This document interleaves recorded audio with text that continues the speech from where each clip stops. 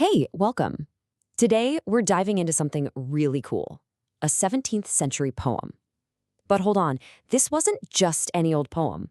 This was a political weapon, a piece of art designed to shut down a national crisis and take down the enemies of a king. So let's set the scene. The year is 1681, and England is basically a powder keg waiting to explode.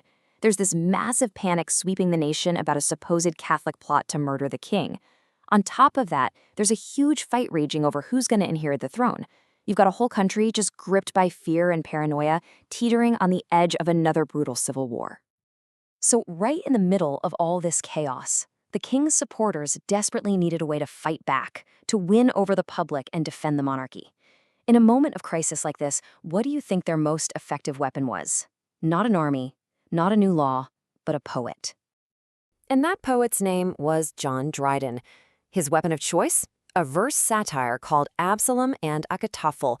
Now, on the surface, it's just a retelling of a famous story from the Old Testament about a rebellious son and his scheming advisor. But here's the kicker. Underneath all that, it was a totally brilliant and honestly savage piece of political commentary. Each biblical character was secretly a stand-in for a real person at the very heart of England's crisis. Okay, so to really get how incredibly clever and frankly gutsy this poem was, we need to understand the political firestorm it was dropped into. All right, so it all really kicks off in 1678 with something called the Popish Plot. This was a completely made-up conspiracy that Catholics were planning to assassinate King Charles II. It caused absolute mass hysteria and fanned the flames of anti-Catholic feeling. This panic then bled directly into what's known as the Exclusion Crisis. And here's the big problem. King Charles II didn't have any legitimate kids. His legal heir was his brother, James, who was an open Catholic. The Whig Party in Parliament was desperate to exclude James from the throne, absolutely terrified of having a Catholic king. It's into this supercharged environment that Dryden unleashes his poem. And this right here is where we see Dryden's absolute genius shine. His big move was using allegory. He took all the major players in this national drama and cleverly disguised them as biblical figures. This let him basically tear into the king's enemies without, getting himself arrested for treason. Pretty smart.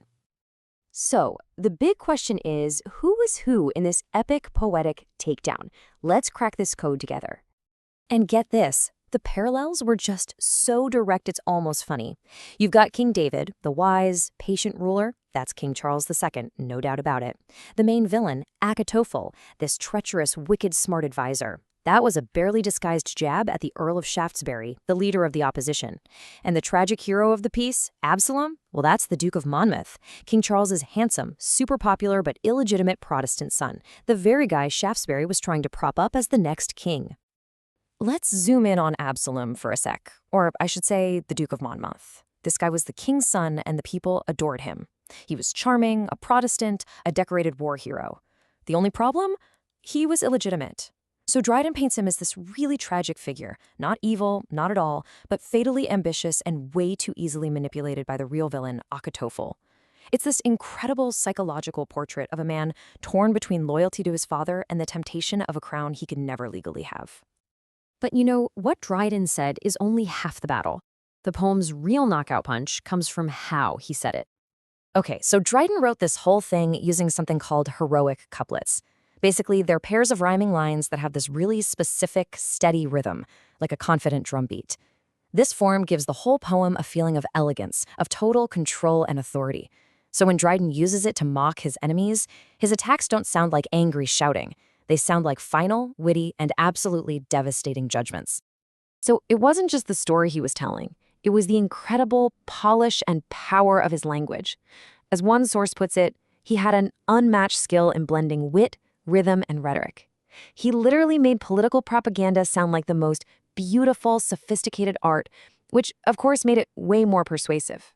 So when you put it all together, the perfect timing, that clever allegory, the killer writing style, what you get isn't just a poem. It's a full-blown political weapon. Dryden had a very clear game plan here. 3 main objectives. First off, he had to defend the principle of legitimate succession, basically argue you don't just get to pick a king. Second, he needed to completely demolish the opposition by painting them as selfish, manipulative schemers. And third, he wanted to send a loud and clear warning to the entire country. If you follow this path of rebellion and paranoia, it leads straight to chaos and destruction. And wow, what a legacy it left behind. The poem is still considered one of the greatest works of political satire ever written. It proved that a poem could be a serious force in shaping public opinion. But maybe the most chilling part of all? The poem was basically a prophecy. Just 4 years later, the real-life Absalom, the Duke of Monmouth, actually did lead a rebellion against the rightful king. It failed, and he was executed. Dryden's warning became a tragic reality.